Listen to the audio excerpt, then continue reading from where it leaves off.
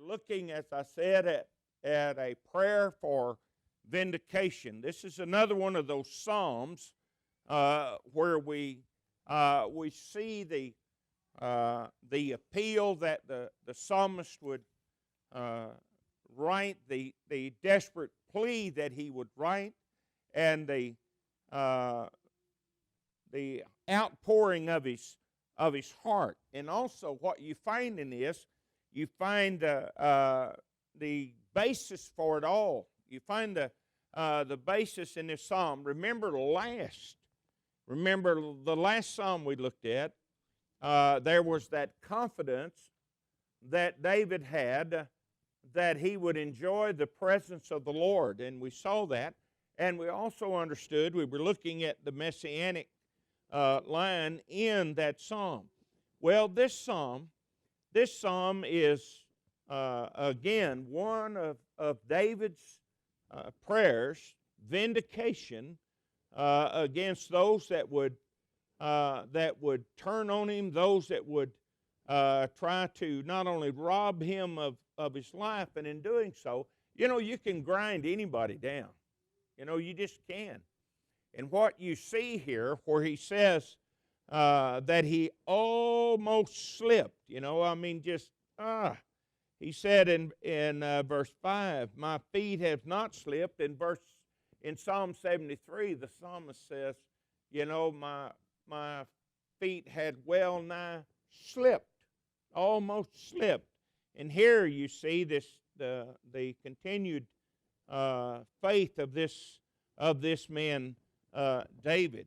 And so it's a cry, it is a desire, if you will. It is a desire to be heard. And looking at two of the word studies that I looked after, this is one of those psalms that it's a turbulent, swift, as Rawson writes, it's a swift current of language, vehement and abrupt. There's nothing smooth about this. This is just the heart crying out. This is just the cry for this is humanity. Is what it is. This is humanity and what it is. And this also shows you that Christian people, Christian-minded people, that they also can get distressed to the point that they need relief and they cry out for relief. And Delitzsch says, in Colin Delitzsch's word study of this, he says, quote, the more vehement and less orderly flow of the language which we find here is the result of the tumult of feeling. So this is the heart-tearing, emotional outpouring of David, and he is in the dangers of life. Leadership is always fraught with dangers. Doesn't matter if you're leading a Boy Scout troop. It's a dangerous business. If you don't think trying to be a leader in a small community is rough, go get certified as a Little League umpire and then call home plate. Go try that on. I did that for 8 years. Finally, one night, I had all of it I could stand, and I just quit. And I said, it was Mike's last season in it anyway, and I said, I've had all this I can stand. It's not the kids, it's the parents. Screaming, and not any of them would be qualified for an umpire. It's like I said, I come out of a basketball game the other night, and somebody said, how are you? And I said, I'm tired from all of this refereeing from the stands, because all the referees are in the stands. Them two guys running up and down the court with whistles, they don't know what they're doing. It's obvious. Just listen. Up and down the stands, it's obvious, you see. Well, anytime you take a lead position, whether you're a referee in Little League, umpire in Little League, a referee out on the court in basketball, doesn't matter what you're doing. Doesn't matter what you're doing. In the church, same way, leadership is always going to take hits. You always are. And after a few years, you learn the personalities that are going to give you the most hits. And you learn how to deal with that as you get a little more mature and a little more experience in life. And so you continue as it is. But this psalm, David is trying to lead God's people. At this point, Israel and Judah are not joined. So he's just leading Judah at this point. And so the psalmist says, hear the right, O Jehovah. Attend unto my cry. Give ear unto my prayer, that goeth not out of feigned lips. This is as sincere as he knows how to ask. This is sincere. Remember Matthew chapter 6? Well, let's turn over there a minute. Matthew chapter 6. This is one of the things the Lord detests, and he talks about it. In Matthew chapter 6, in the Sermon on the Mount, he says, take heed that you do not your righteousness before men to be seen of them, else you have no reward with your Father who is in heaven. Wherefore, now doest alms, sound not a trumpet before thee as the hypocrites do. He's not saying, don't let your good works be seen. Because in chapter 5, what he just said, don't light a light and do what? Hide it under a bushel. But a city set on a hill cannot be hid. Let your good works, be seen. Look at it. Here's the way he says it. And he says this, even so let your light shine before men, that they may see your good works and glorify your Father in heaven. Well, how do you reconcile that with Matthew chapter 6? And the way you reconcile it is motive. Motive. Why you're doing what you're doing. You see? Why? And there's always those that will misunderstand motive. So, you're just dealing with humanity. That's all. Okay, so back to the psalm. Sincerity of the prayer. Give ear unto my prayer.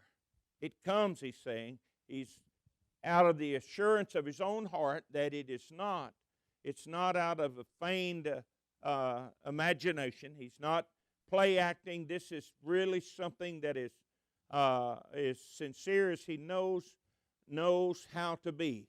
Let my sentence come forth from thy presence. And that word sentence, and the idea is my vindication. Let my vindication come. And so it's the same kind of thing in Hebrews 9, verse 27. You remember what that says? It's appointed unto man once to die, and then cometh what? The word there is sentencing, and then the sentence comes. We get the idea. We go stand before God and plead our case, and then he wraps a gravel on the bench and says, off to hell you go. That's not what this word is.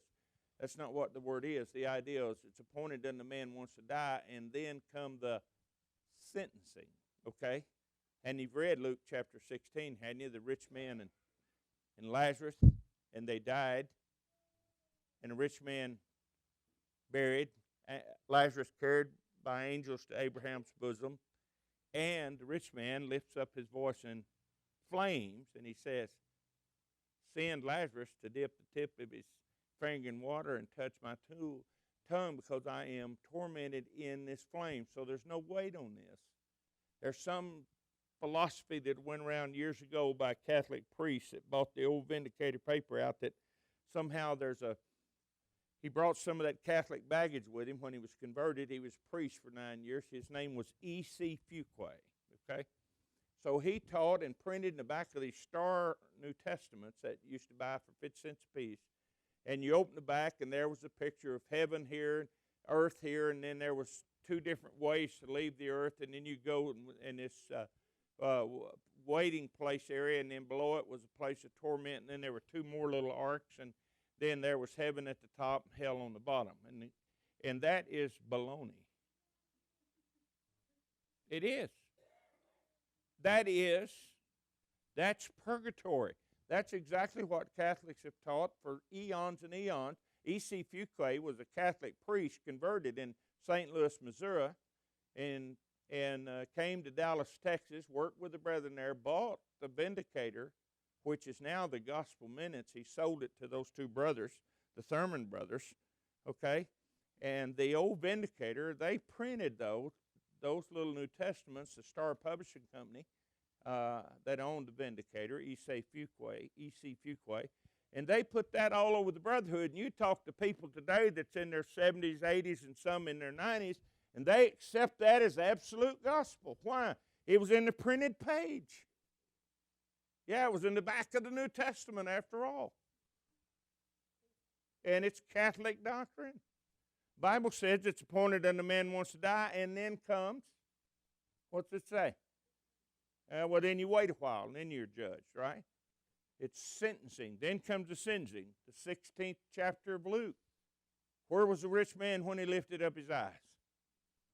I'm tormented in this hell of flame, he said. Where was Lazarus? Abraham's bosom, which is a figure of speech for the inside garden of the king. It's heaven. That's what it is. Abraham's bosom was a Jewish idea. The Jewish idea of heaven, as close to Abraham as you can get. Well, when you look at this word here, he says, let my sentence or my vindication come from thy presence. Let thine eyes look upon equity, or what is right. What is right. Thou hast proved my heart. Thou hast visited me in the night. Thou hast tried me and findeth nothing. So there are three things in this, in verse 3 that'll help us to understand. You proved his heart, you visited me in the night, and you've tried me, and you didn't find anything in that trial, see? So he's establishing his case, all right? I'm establishing my case. I am purposed that my mouth shall not transgress. As for the works of men, by the words of thy lips, I have kept me from the ways of the violent. My steps have held fast to thy path. My feet have not slipped. I have called upon thee, for thou wilt answer me, O God. There's that blessed assurance that we sing about in the song. I've called, and you will answer me. Incline thine ear unto me, and hear my speech. Show thy marvelous loving kindness. The King James, I believe, says mercy there. O thou that saveth by the right hand them that take refuge in thee, from those that rise up against them. And so the thems are the ones that are trying to beat up on the ones that take refuge in God. You see that?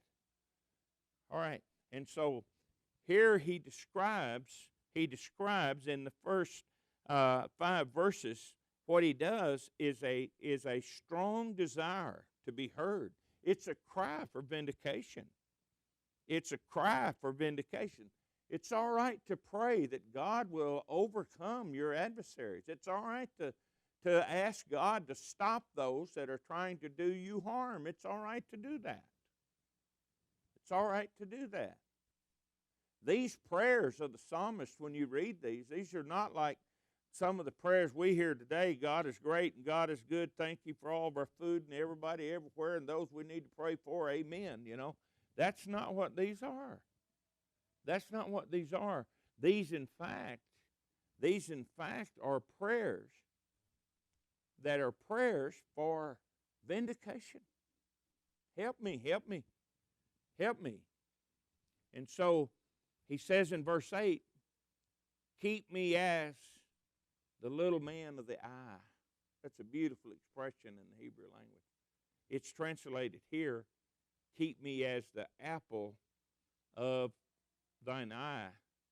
And the idea of the apple of your eye, how do we use that today? What, Carol?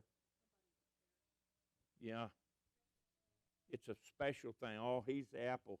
You know, you'd say of somebody's grandkid, that little kid's the apple of his eye.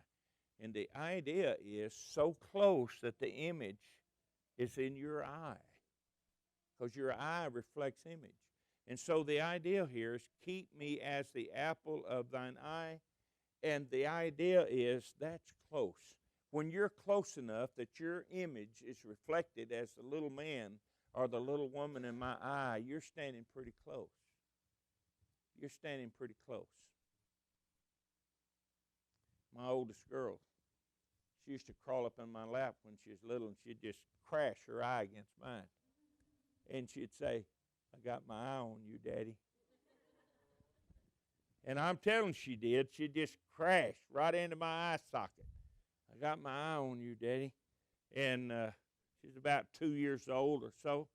And I'm telling you, that's a little bit closer than this is. But the idea is that you are close enough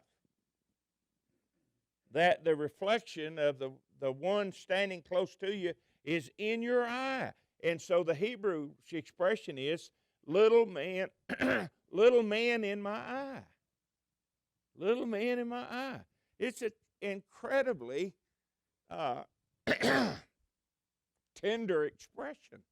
It's really a wonderful expression. It kind of gets lost in English. You're the apple of my eye. Well, apple's good to eat. An apple shines, if you polish it up, and apple of mine eye. But the idea is there you're that close that your reflection is seen in my eye. So if you're that close to God, you see, the idea is you are being protected. Now, Hebrew parallelism being what it is, what's the next phrase say in the verse?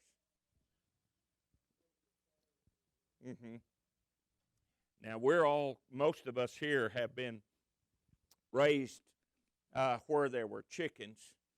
And what happens when the hawk shadow flies across the ground? What do all the baby chickens do? Yeah, they run to mama and they get under the shadow of the wing. They get under there.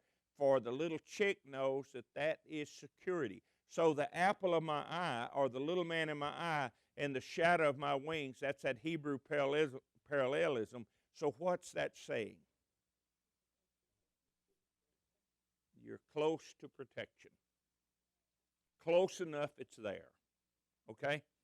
That's a beautiful, there's two figures right there in that same verse, and they're beautiful, and they have to do with protection. And that is just a wonderful thing. Keep me, this is the prayer, keep me as the apple of your eye. He can do this based on what? You have proved my heart. You visited me in the night. Prayer, sometimes we think it's just a one-way street, and it's not. It's not. And so in the night he has cried out, and God has comforted him in the night. Thou hast visited me in the night. He has brought that assurance to David's heart in the night. Thou hast tried me, and you find nothing. You see? You find nothing. So three things help him say, keep me in the apple as the apple of your eye. And keep me in the shadow of your wing. Because the confidence of a righteous life gives assurance. Let me ask you something. Do you know when you've done wrong? When you're a kid, or your kids ever do something and you say, why did you do that? What are they going to answer? I don't know. And that's the best way out, isn't it? Well, Mom, I knew you really liked that little valve, and I knew that it'd make such a glitter if I threw it down on the floor and watched it break, and I just had fun doing it. How would that go over? Yeah. Mom might get a little bit angry. Yeah. So what do we say? Oh, no. I don't know. That's our refuge, isn't it? Yeah, we plead ignorance, right? That's our constant refuge. Going, well, I don't know. Well, here you have that confidence, of a righteous life. He said, and not only is he talking about, I prove my heart, I'm in constant communique with God. You've tried me, and there's nothing amiss. I purpose that my mouth shall not transgress. You can read the whole chapter of James. And he talks about the mouth. Talks about the tongue being a rudder on a ship. Talks about the tongue like a bridle. Talks about the tongue like a forest fire. And and I told Roy Gene Stevens the other day down at Billy Dean's, I said, I've been on the receiving end of rumors and stuff, and I said, but I'm going to start one. And he said, start a rumor. And I said, yeah. And he said, how you do that? And I said, well, it's pretty easy. I said, I just told Pat you was running for sheriff.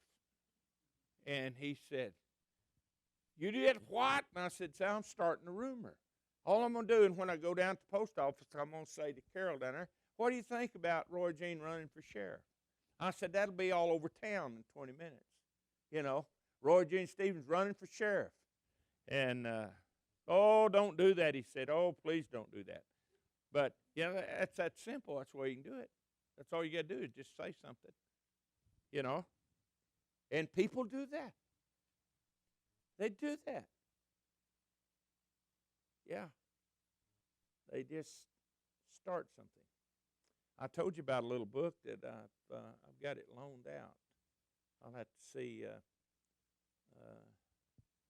Jasmine about that book, where there's a story about one foot in heaven, and it's a preacher and his family growing up. And what happens is they wanted to get rid of him, and they couldn't get rid of him for logical reasons. Nobody could find a reason for firing him. So this woman decided to take matters in her own hands. She started a rumor. And when he finally tracked it down, and then he brought him before the church. He brought him before the church. And you know, that's the best way to deal with rumors. Find out where it starts, and then bring that person to public eye. And he did that. He did that. It was a rumor against his son, supposedly getting this girl in a family way and causing all kind of shame on the family because they'd moved. And what had happened was the family had moved off because the father had found another job, and they'd happened to have 2 or 3 teenage girls. And so this woman took advantage of that and said that this boy had got the girl in trouble, and that's really moved. And you know what? The very next Sunday, they were all screaming for the preacher's head. They want him fired. Yeah. See, that's what rumor does. Rumor will do what nothing else in the world can do. Rumor can destroy you. It can destroy anybody. So tongue is very important to keep it under control. And so he tells us in verse 9, from the wicked that oppress me, my deadly enemies that compass me, and that is, keep me as the apple of your eye. Notice what he said in verse 7, from those who rise up against me. And he calls them here my deadly enemies that compass me about. They are enclosed in their own fat.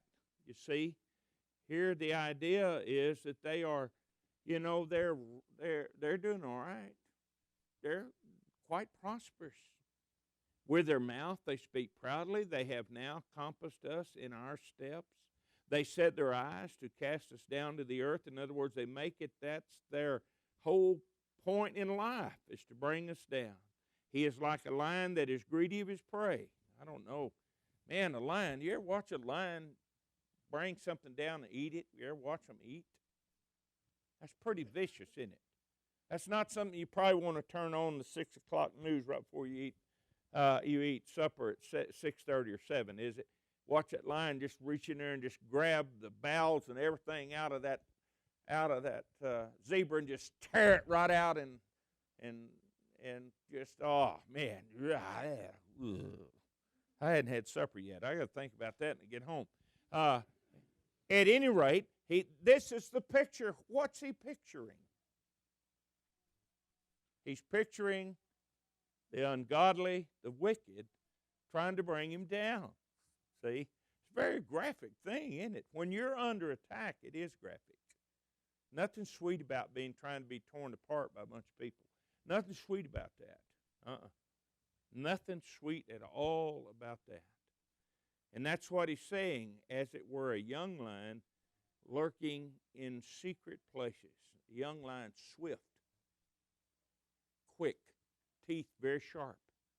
And so he is making us see why protection is needed, because the adversary are so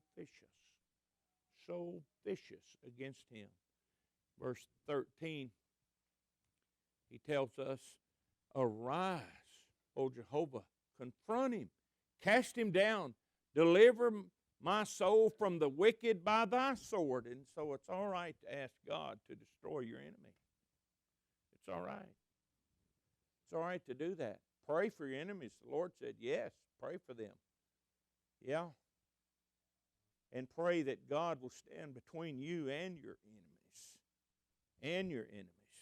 And that's what this prayer. And so he's asking God to deliver him by thy sword, from men by thy hand, O God, from men of the world whose portion is in this life, and whose belly thou fillest with thy treasure. They are satisfied with children, and leave the rest of their substance under their babes. Now, that's a strange statement. What's that mean?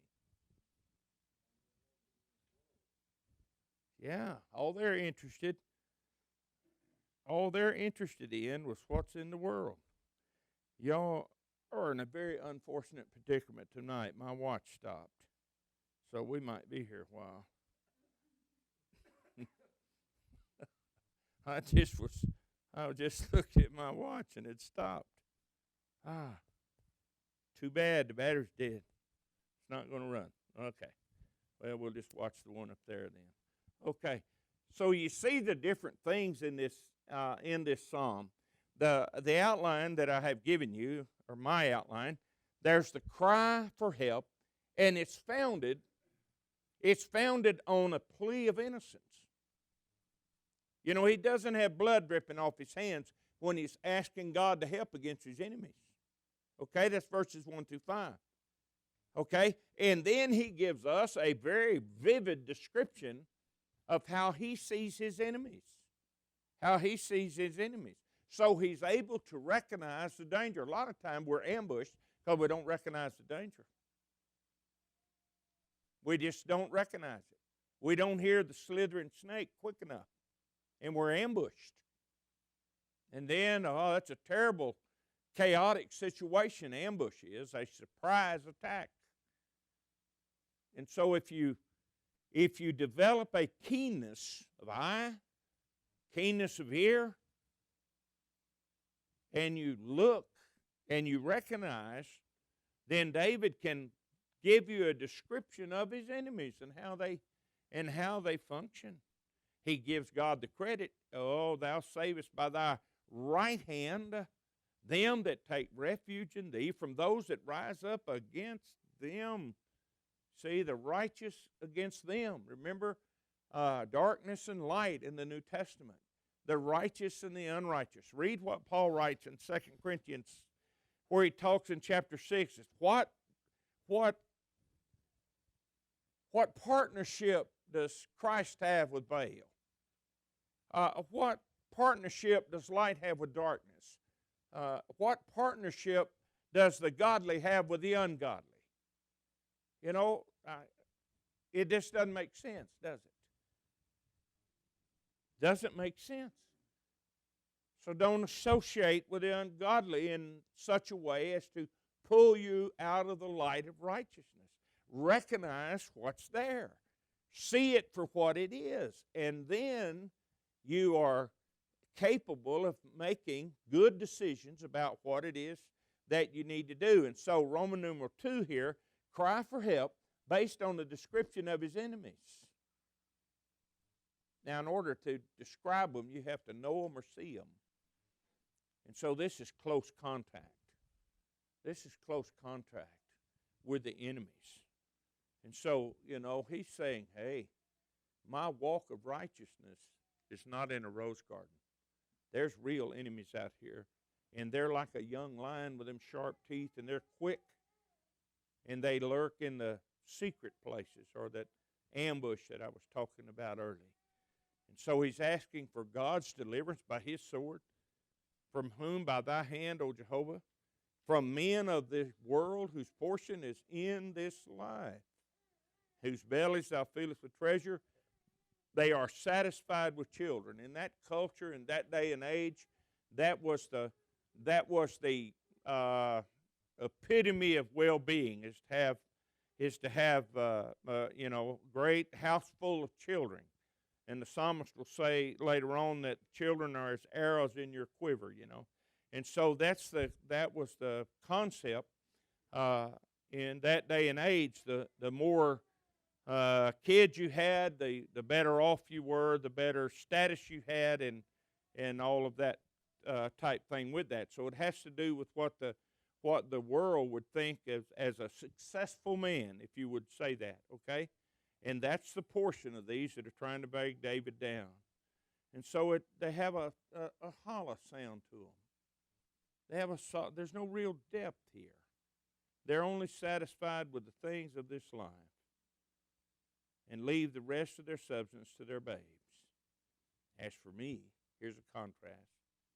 I shall behold thy face in righteousness. Now, that sounds a lot like the last verse of the 16th Psalm, doesn't it? I shall be satisfied when I awake, beholding thy form. So where's his mindset? Yeah, set your mind on things above where Christ is, seated at the right hand of God. So his mindset is toward heaven. Remember reading 1 John chapter 3, and John said, brethren, beloved of God, he said, I don't know what we'll be like when he comes, but he said, I know this, we'll be like him. And set your hope on that. Going to be like Jesus. Yeah.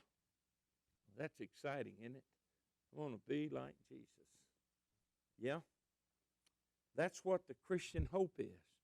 I shall be satisfied when I awake with beholding thy form. I've said this a lot as I get older. Somebody has asked me several times, why do you preach? Why do you serve the church? And I say the same thing, because I want to see the face of God. Because if I didn't preach and if I didn't serve the church, I'd go to hell, and I know it, because I've read enough. The Bible says you can't bury your talent in the ground and please God. And I want to see the face of God. I want to see him. I want to see him. So in the conclusion of the outline, I borrowed from the songbook, Sing the Glad Refrain. That's the kind of the idea. And if we got about 6 or 7 minutes, and I want to go through the figures of speech, okay? The figures of speech here. Notice how he uses things that are so common to us in verse 5, picking that. My steps have held fast to the path. You know, I've stayed on the path. What's he pleading? My intent, my good heart, what I'm trying to do. And he says, my feet have not slipped. Have not slipped. All of us have had a fall once or twice in your life, haven't you? You ever slipped and fell? Isn't that amazing how fast it goes? You know, have you ever slipped? I walked around a car in Garden City, Kansas, had to stop and go into the courthouse, get a deputy to come out and verify the ID number on the windshield. And so I was walking around the car, and there was ice all over everything, and I was being careful. I was. And I stepped around the left fender to reach for the door handle, and I didn't see the door handle. What I saw was 2 boot toes. I actually did. I saw 2 boot toes just like this for a microsecond. And you know what I knew was happening? I hit flat on my back on that ice, on that pavement, knocked the wind out of me. That deputy grabbed me by the shirt front, jerking on my shirt. Breathe, breathe, breathe, he said. I didn't want to breathe. Hurt too bad. But I slipped so fast. I mean, I couldn't even think about it. It was that fast. It was that fast. And the psalmist says here, I didn't slip. So he uses things that we're familiar with. Our feet on a path, and whether we slip or not. And then he uses in verse 7, saved by thy right hand. Normally, most of us are what? Right-handed. And if you go into therapy or anything, you know, if you ever pull these little rubber bands or stuff, and the therapist will say, this is your strong side, your weak side. And the weak side, your left hand if you're right-handed. Your strong side is your right hand. And They'll tell you if you're left-handed, the left is strong side. That's why when you try to make a left-handed person right-handed, which my brother is, my brother, he does everything left-handed except right, and my mother would not let him write left-handed. She insisted all the teachers train him how to write, and the result of that is you can't read anything he writes because she didn't want him writing upside down, left-handed, She didn't like that. So she wanted him to learn to write right-handed, but he swings an axe, he uses a shotgun, a rifle. Everything he does is left-handed. So it's confusing because his strong side is his left side, not his right side. So the idea here, saved by the right hand, is the strong side of God. See that? This is the strong side. So there's the power and the strength. And we've already looked at verse 8. The apple of your eye, the little man in your eye, the image so close that it's reflected in your eye. And the shadow of the wings. What a beautiful figure. And clothed in fat, that's the idea of just encased or enclosed. That's a pretty self-explanatory. Verse 12, a lion that's hungry and lurking. And that is that's a picture of savagery, isn't it? That's a picture of savagery. A lion, they just do things that are so vicious and so bloody and so, and it just terrifies you if you're not in a position to defend yourself. And so that's the picture there. And what is this a picture of? Those that would harm the righteous. That's the way the psalmist sees those that would harm the righteous. So this is a psalm that is a prayer for vindication. I know I'm doing right, Lord. I know I'm on the right path. I know I'm serving faithfully. Now, because I am, Lord, get them off my back. That's what he says. Get them off my back. So it's all right, brethren. It's all right to pray that God will destroy your enemies. It's all right to do that. Sometimes we take a passage like pray for your enemies and we exclude every application possible from the application of that scripture. And the Bible doesn't do that. We do, but the Bible doesn't. So rethink some of these things and look at the psalmist as he cries for vindication, for help. Appreciate you coming tonight. Any questions or comments?